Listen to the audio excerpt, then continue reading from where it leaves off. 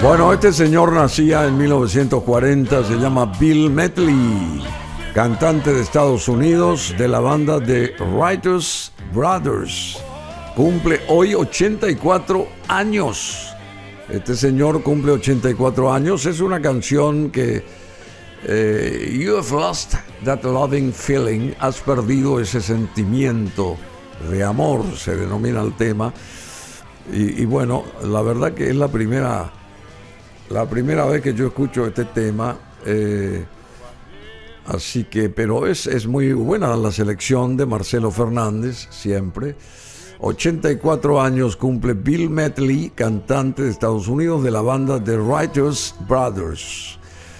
Bueno, y ese sentimiento de amor es también por parte nuestra para nuestra querida amiga que está del otro lado, que alguna vez la quiero conocer personalmente porque es encantadora. María Corina Roldán está con nosotros, una periodista de quilates impresionante periodista, analista política de Venezuela.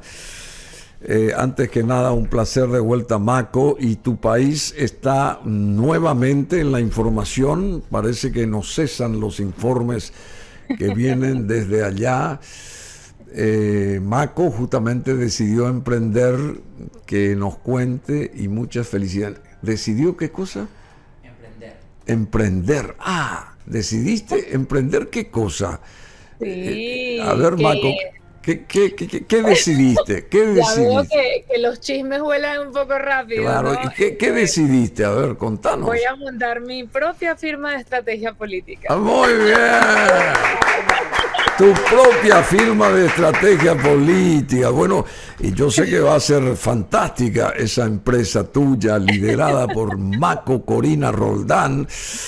Bueno, hay varios ítems acá, vamos directamente al grano sobre lo que está pasando en tu país, Venezuela. El abogado de Urrutia afirma que su cliente, o sea, Edmundo González Urrutia, no ha firmado ningún reconocimiento de victoria chavista. Por otro lado, el ex candidato de Venezuela acepta decisiones del Tribunal Superior. Jorge Rodríguez lo expone y exhibe carta clave. Edmundo González Urrutia confiesa que lo obligaron a firmar el reconocimiento de reelección de Maduro para salir del país. Y por otro lado, ya casi Venezuela es una campaña que buscaría derrocar a Maduro, reveló parte de su estrategia. Bueno, en síntesis, le obligaron a este señor González Urrutia, que fue el ganador de las elecciones presidenciales del pasado 28 de julio, a que firmara una suerte de misiva, no sé qué cosa, de un reconocimiento, para darle la victoria chavista a Nicolás Maduro. Vamos a comenzar por ahí. Sí, Porque si yo no, creo no iba a poder salir, no iba a poder viajar a España. Una cosa así es. claro. Bueno, es que esto es lo importante. Primero vámonos un poco a los hechos, porque bueno, siempre la información en Venezuela es algo que en un día puede pasar lo que pasa en un mes en cualquier otro país y es muy fácil perderse. Por favor, sí. Recordemos que a Edmundo le hicieron una orden de captura. El Ministerio Público chavista hizo una orden de captura en contra de Edmundo González Urrutia, que bueno, de alguna u otra forma, a pesar de que el CNE no ha publicado las actas, a través de las actas recopiladas por los testigos de mesa, se puede dar que él fue el ganador de la elección presidencial. Ese es el primer punto. Ahora, cuando ocurre esta orden de captura, Edmundo entra como asilado en la Embajada de España en Venezuela. ¿Qué pasa? Y aquí es donde ocurren varios aspectos que son difíciles de digerir. ¿Por qué? Porque lo que quiero decir con esto es que ahí podemos ver que hay una foto que despliega Jorge Rodríguez junto a su hermana Delcy Rodríguez, que es la actual vicepresidenta de Maduro, en la cual ellos están dentro de la embajada de España firmando un documento. Esto es en Caracas, ¿verdad? Esto es en Caracas, esto ocurre en Caracas. A ver, ese papel, por favor, ahí está. Esa es la firma del presidente González Urrutia, sería, ¿verdad? Exacto. Entonces, en ese documento, Edmundo, en teoría, le ponían dos opciones. O iba preso, que eso implicaba que además lo iban a sacar de la embajada, y aquí quiero ser muy enfática porque significa que ellos entraron a esa embajada bajo la supervisión o bajo el conocimiento del embajador de España, ¿ya? En Caracas. Entonces, le dicen que o se lo llevan preso en ese momento o, por el contrario, se vaya para España siempre y cuando reconozca a Maduro como ganador de las elecciones presidenciales. Eso es una coacción. Palabras más, palabras menos, es una coacción. Y lo cierto es que cuando Edmundo llega a España, donde además es recibido por distintas autoridades, es reconocido como presidente venezolano, como el presidente que ganó las elecciones de Venezuela, incluso hace unas horas el Parlamento Europeo también ya tras una votación dice que reconoce a Edmundo González como presidente.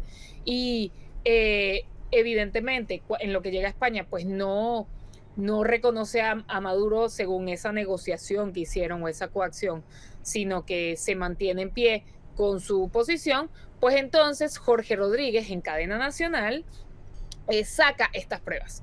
Aquí hay varios aspectos, porque a mí en el fondo como que me causó gracia, porque fue como que Jorge Rodríguez quiso mostrarse o mostrar que los habían estafado del chavismo, pero lo que hizo fue en el fondo mostrar pruebas de la extorsión que le hicieron a Edmundo en la Embajada de España. Perdón, perfecto lo que está diciendo y entendemos totalmente. Una pregunta. ¿Por qué el embajador de España abrió las puertas de la embajada a esta gente? Primera pregunta. Y después, ¿por qué, llegado el momento, cuando aflora esta historia, el propio González Urrutia dice que no firmó lo que había firmado? ¿Por qué mintió, digamos, y después reconoció que mintió? Al parecer, creo que esta es la información que la tenemos acá en la mesa. Entonces, esas dos consultas te las hago. ¿Vos podrías responder a esto, querida Mako? Por supuesto. Vamos con la primera. Una de las grandes preguntas que se están haciendo ahorita en la opinión pública venezolana es por qué el gobierno de Pedro Sánchez permitió primero que Jorge y Delcy Rodríguez entraran a la residencia del embajador de España y además lo hicieran para presionar a Edmundo González a firmar un documento para salir del país. Claro. Y de hecho, actualmente, y esto acaba de ocurrir hace una hora, la Audiencia Nacional de España está considerando aceptar una demanda contra Zapatero por delitos de lesa humanidad en Venezuela. Que no necesariamente está relacionado, pero sí se sabe que de las relaciones que ha tenido Zapatero o que ha cimentado Zapatero con el régimen chavista. Sí, con Nicolás Maduro directamente. Efectivamente, entonces... O sea que el Poncio Pilato, digamos, fue Zapatero acá. Sí, claramente. No, y que además encima, sí, de hecho, toda acción del chavismo con el gobierno de España, que ha sido de alguna u otra forma exitosa para el chavismo, siempre ha sido a través de cierto lobby que ha hecho Zapatero. O sea, Zapatero es el mayor o uno de los mayores aliados que ha tenido el chavismo a lo largo de su historia. Y además encima... lo cierto es que el hecho de que se le permitiera entrar a la residencia del embajador a estas dos personas para hacer un acto de coacción, porque literalmente fue una coacción, es una extorsión, claro. O sea, significa que además encima está implicado además gobiernos donde además están avalando un fraude electoral. O sea, la quinta columna fue la propia representación española en Caracas. Prácticamente sí.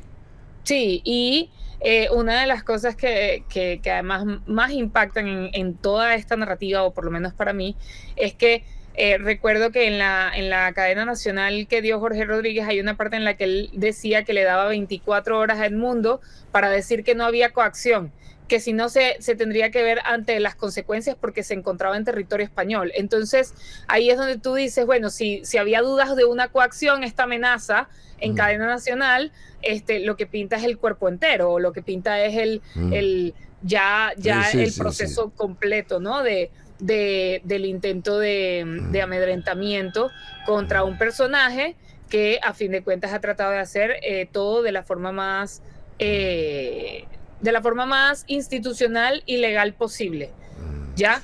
Entonces sí, hay muchas preguntas actualmente con respecto al accionar del Reino de España, de los actores que estén apoyando a la dictadura de alguna u otra forma, de aquellos que de alguna u otra forma están sirviendo también de aliados, porque bueno, recordemos que como todo país que tiene separación de poderes, hay ciertos personajes de la política española que más bien todo lo contrario, que han condenado las acciones o que han condenado este hecho, y además de eso, pues que al final se han pronunciado a favor de Edmundo y que además le han dado pues todos los honores, por decirlo así de alguna forma. Entonces, la verdad es que yo creo que esto es un tema que tiene todavía mucha tela que cortar, porque mira, se pueden dar muchos escenarios tras esto, en donde podemos ver de repente sí a gente que ha sido aliada al chavismo y que se le caigan las caretas, como también podemos ver que a lo mejor pudo haber sido una estrategia pensada para más bien fortalecer el proceso que busca, que él se juramente el próximo 10 de enero.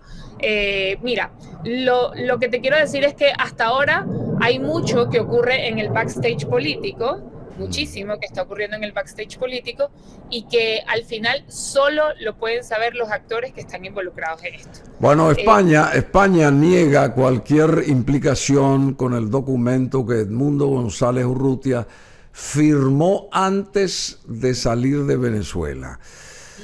Pero eso es, España niega cualquier implicación, pero ¿y por qué le abrieron la puerta de la propia embajada a estos señores que vinieron con el yatagán ahí, o qué sé yo, con el cuchillo bajo el poncho? Porque esa es la verdad de la milanesa, porque no le hubieran abierto si él estaba en un territorio neutral.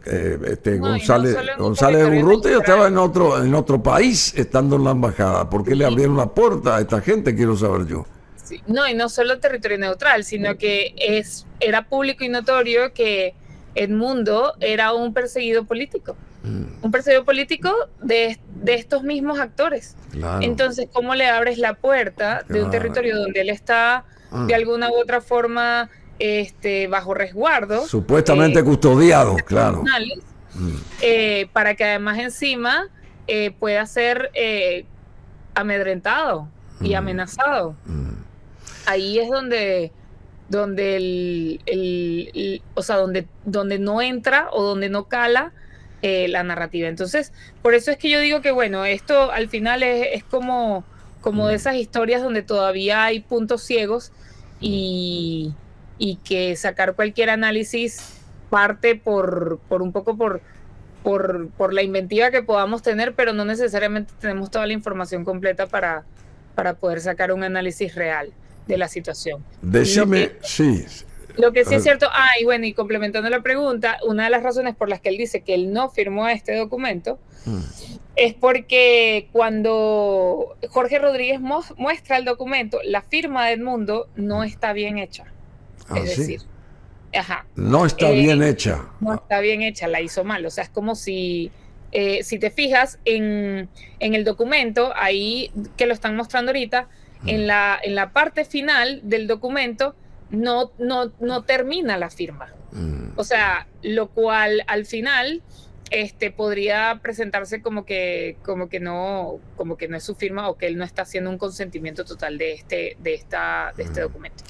Y eso lo puedes ver, por ejemplo, en otros documentos que él ha firmado, firmando como presidente electo de Venezuela, en donde la firma sí está bien hecha. Decime, pero ¿por qué él, en primera instancia, él mintió o dijo que no firmó? Eso es lo que quiero saber. Y después se redijo, digamos, o sea, volvió a decir que sí, a reconocer que sí firmó. Esa parte no la entiendo, te soy honesto. Sí, bueno, lo cierto es que en el mundo de la política pasa mucho, por un tema incluso de movimientos de opinión pública, que se dan las mentiras. O sea, bueno, y tú lo sabrás. Por eso es que siempre se dice que los políticos mienten, o que los políticos, o que no confíes en un político.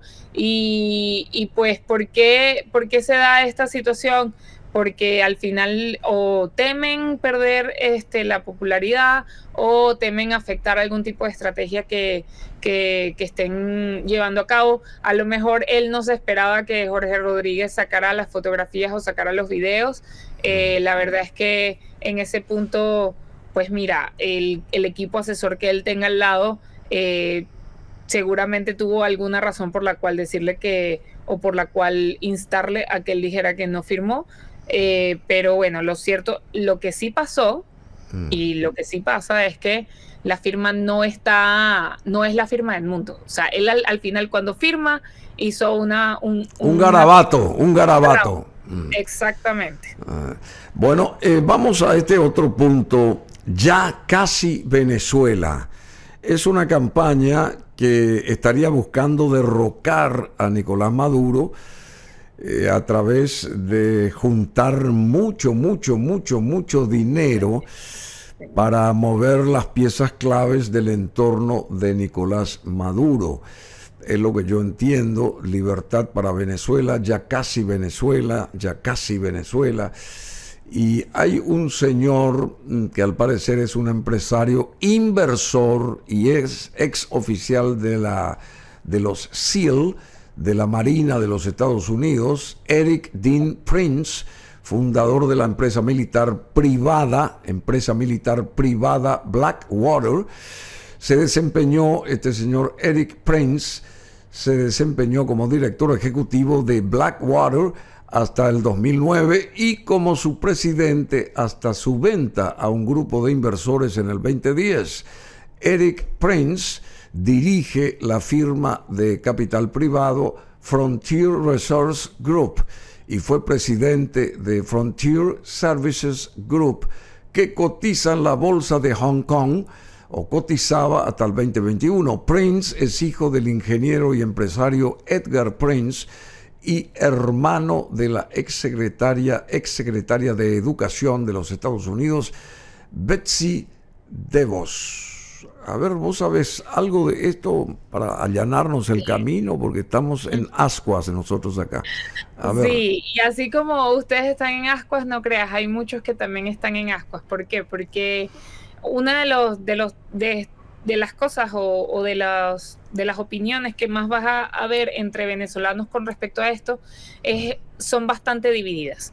Hay quienes dicen, mira, o sea, no tenemos nada que perder, a lo mejor esto es real y yo prefiero invertir un dinero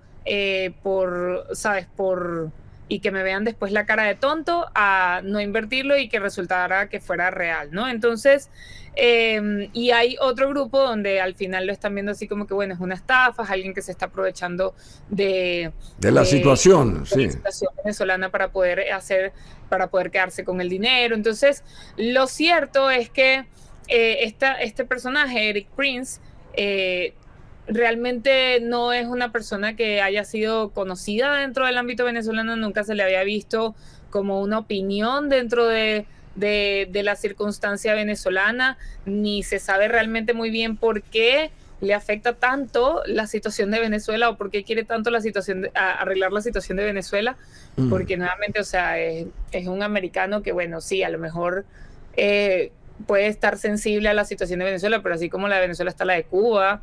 Claro, hay muchas situaciones. Está la de muchos países.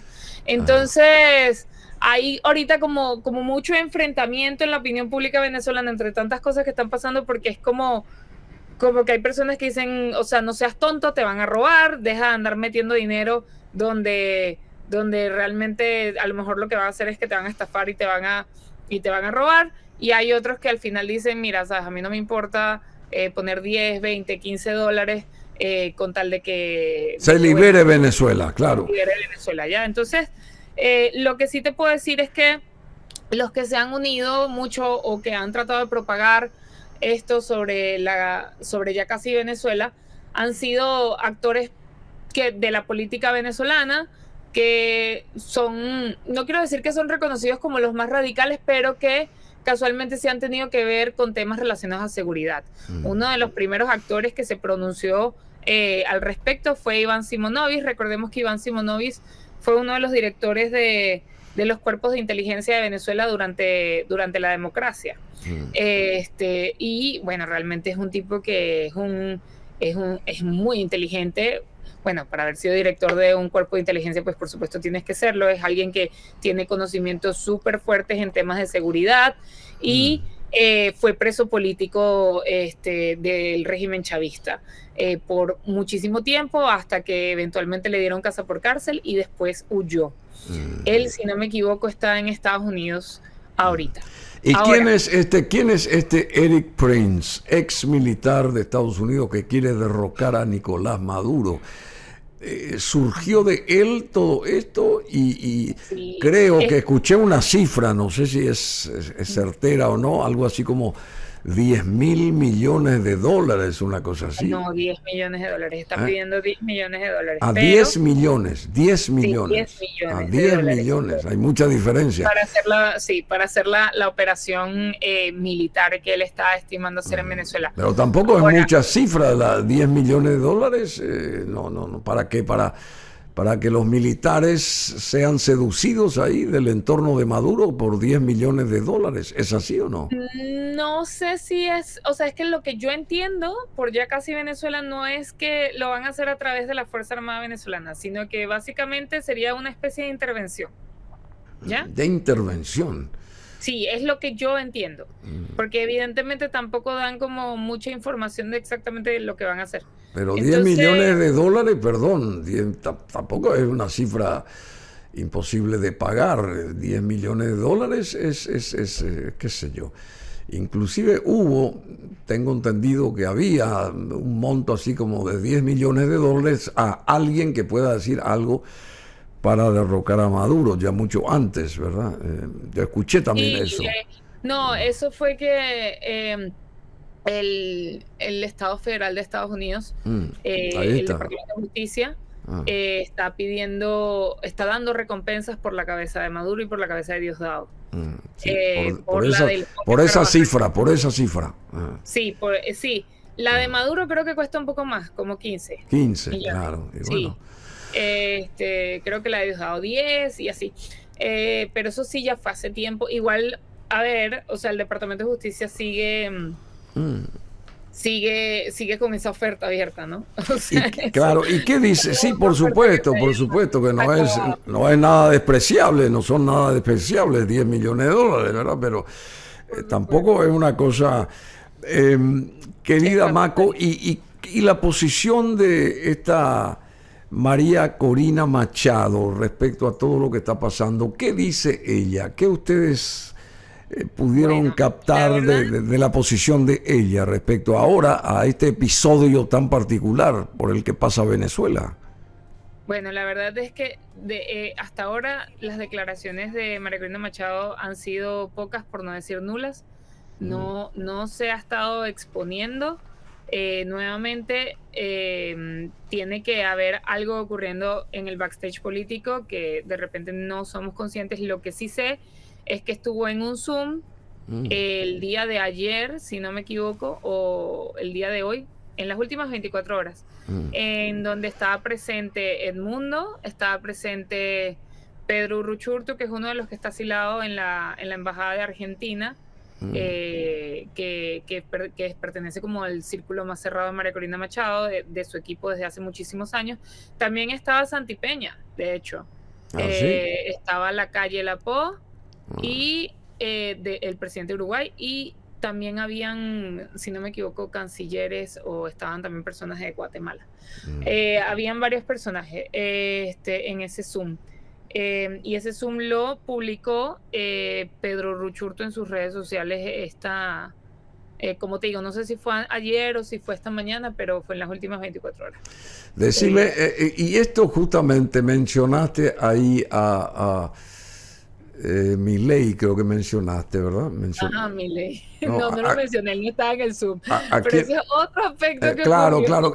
¿Qué pasa con esto de Venezuela que emite una orden de captura internacional contra Milei? ¿Qué quiere decir esto? Milei es el presidente de Argentina. Sí, ¿Qué fantasía tiene Nicolás Maduro de emitir una orden de captura internacional contra Milei? Te juro que no entiendo nada. ¿Cómo viene la mano acá? Ni nosotros ni... A ver, todo esto ocurre porque hubo un caso de aeronáutica civil que no tiene nada que ver con Milei, sino que tiene que ver directamente con el gobierno de Argentina, en el cual había un avión venezolano que era un avión de estos que hacía traslado de cargamento, ¿ya?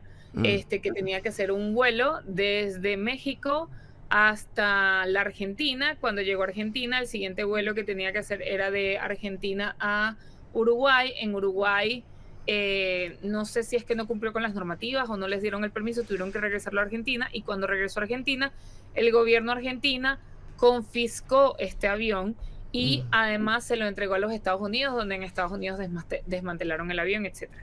El avión hasta ahora, según tengo entendido, no han encontrado nada irregular de ese avión, pero lo cierto es que para el chavismo esta confiscación de este avión es un robo. Y es un robo que llevó a cabo el gobierno de Argentina. Claramente esto ocurre además durante la gestión, no estaba Milei, o sea, fue durante la gestión de Alberto Fernández. Alberto Fernández. Entonces, claro, ellos no emiten declaraciones al respecto del bendito avión en su momento, porque en su momento Alberto Fernández era su amigo, por decirlo así, ¿no? Claro. Pero ahora que está Milei, pues por supuesto sacan este caso a la luz. Que sí, que podemos decir que es un laudo arbitral o un caso que en términos de aeronáutica civil se puede llevar a cabo por la normativa de la OASI y demás, pero lo cierto es que el culpable no es propiamente Milei. O sea, tú no tienes que hacer una orden de captura contra Milei, claro, ni contra nadie a nivel personal. O sea, lo cierto es que tu caso jurídico, por decirlo así, tiene que ser de Estado a Estado. Punto. Por supuesto, de Estado a Estado. ¿Y por qué hay tantos dimes y diretes? ¿En qué momento este señor, mal o bien, gobierna su país? Ya no analizamos qué nivel de gobernanza tiene, pero ¿en qué momento él se concentra en su país? Porque esto es cualquier cosa menos concentrarse en el país, y él es presidente de un país, ¿verdad? ¿Cómo funciona esto? ¿Cómo funciona? O sea, mira, al final, y te lo digo sin que me quede nada por dentro, en el fondo esto es lo que termina siendo el autoritario. ¿Por qué? Porque el autoritario puede tener el poder, pero no tiene la legitimidad. Y su forma de demostrar que es el que manda y que el que tiene el poder es hacer uso excesivo del poder. Entonces, a través del uso excesivo del poder, o el autoritario lo que hace es que termina por identificar quiénes son sus enemigos, hacer mucha táctica que podría ser una táctica desde mi punto de vista casi que militar, de ataque constante, para poder hacer uso de ese único recurso que tiene, que es el poder, y poder oprimir, ¿no? Entonces, ya una persona que tiene las cárceles repletas de opositores después del proceso electoral, que tiene a todos los políticos de oposición sitiados, que tiene a muchos en el exilio, ya contra quién más te vas a meter, quién más va a ser el nuevo enemigo público. Bueno, nada, entonces ahora es Milei. O sea, como yo siempre digo, siempre con los autoritarios hay un nuevo enemigo público. Todos los días hay un enemigo público, ahorita es Milei. Y ya. Bueno, Argentina repudia, por supuesto, la solicitud de la fiscal o de la Fiscalía de Venezuela contra Milei. El gobierno de Argentina repudió ayer ya la decisión de la Fiscalía de Venezuela de tramitar la solicitud de una orden de captura contra el presidente argentino Javier Milei por el caso del avión venezolano iraní retenido en Buenos Aires en el año 2022 y enviaron a Estados Unidos en febrero pasado. Y acá Maco nos dijo que ya lo desarmaron en su totalidad, más o menos, al avión.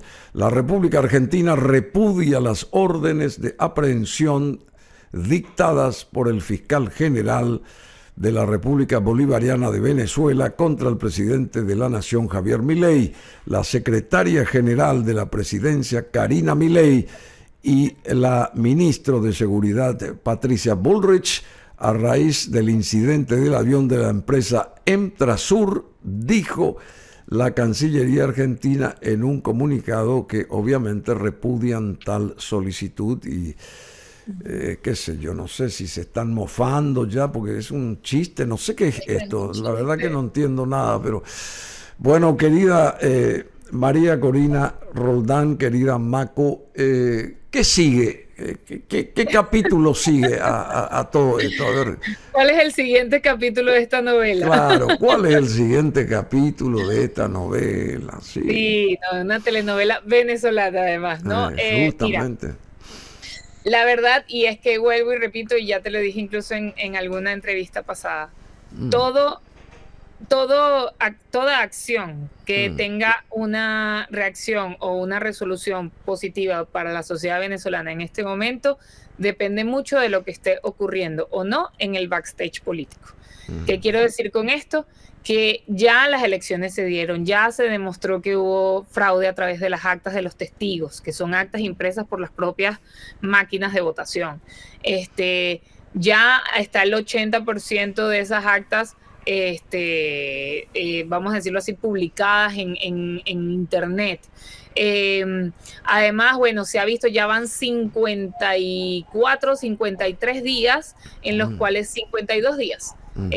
Ya van 52 días donde el CNE como tal no ha publicado las pruebas de que Maduro ganó, o sea, no ha publicado actas, no ha publicado el escrutinio, no lo ha publicado. Bueno, pero se tiene la firma de González Urrutia, se tiene la firma, mal o bien, de González Urrutia, que supuestamente atestigua que el ganador del 28 de julio fue Maduro y no él. ¿Eso tiene su peso o no? La verdad es que no tiene el peso por la misma razón que te dije, porque no es su firma, o sea, él no firmó con su firma. No sé si me explico, o sea. O firmó de manera errada a propósito. Firmó de manera errada de forma, exactamente. O sea, fue en el fondo. Sabiendo las consecuencias, sí. Fue un poco como estafar al estafador, básicamente. De hecho, si te fijas, dices, al final ambas partes acuerdan la confidencialidad de este documento y los primeros que los publican son ellos. Entiendo. Sí. Por eso te digo, estafaron al estafador, básicamente. Entonces, lo cierto es que, mira, en cuanto a lo que esté ocurriendo en el backstage político, eso es lo importante. Si no está ocurriendo nada, mira, yo veo difícilmente que pueda darse la posibilidad de que Edmundo se ponga la banda presidencial el 10 de enero. Si, por el contrario, se están llevando negociaciones certeras, y con negociaciones certeras me refiero a negociaciones que más allá de la amnistía hablen de una transición, que las transiciones entendemos que de alguna u otra forma también conllevan un poco de cohabitación. Yo creo que ahí podría haber una especie de resolución, ¿no? Pero bueno, al final, como te digo, esta novela continúa, hay demasiados puntos ciegos todavía, demasiados aspectos que no estamos viendo, que probablemente no vamos a conocer sino hasta los próximos meses, y que puedan darle esas piezas que faltan a este rompecabezas. Bueno, querida Maco, muchas gracias. Y esto de Eric Prince, continuará él juntando los patacones, los dólares para llegar a ese monto. Vamos a ver cómo sale eso. Y claro, porque es otra pieza fundamental de esta historia, de esta telenovela, en un capítulo especialísimo. La televisión venezolana presenta, es fabuloso esto. Bueno, y pensar que ayer nomás una novela venezolana era lo máximo. Ay, sí, ¿te acordás? Bueno, y gracias María Corina Roldán, querida Maco, por siempre tu hacendosa manera de contribuir informativamente para con nosotros.